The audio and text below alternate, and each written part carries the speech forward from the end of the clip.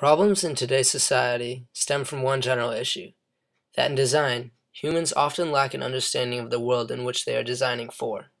For example, weather is a large contributing factor to the destruction of society's infrastructure, but weather should not be to blame. The blame should be put on the poorly designed way in which our infrastructure is incorporated into nature. As man has observed since the beginning of existence, nature has found a way to secure its structures in the earth. It is surprising, then, that he has not considered emulating this design in his own construction. While foundations of buildings create a platform upon which to build, there is little else that they accomplish. They work against the Earth's surface by distributing unwanted stress on the ground and are not ideal when it comes to dealing with external elements, in particular strong winds. Nature is home to some considerably large structures.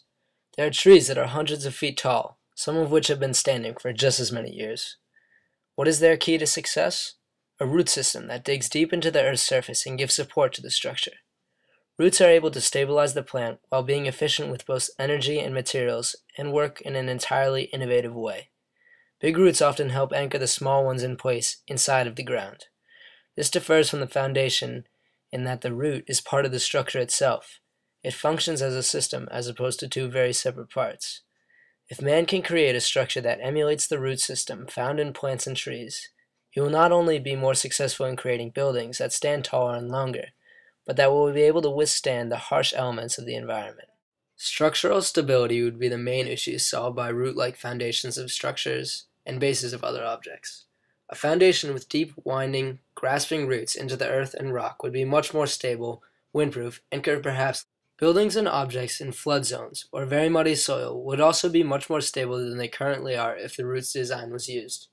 Different root systems would be implemented with different soil types. This application of different types of soil would ensure that the structures are secure in different environments.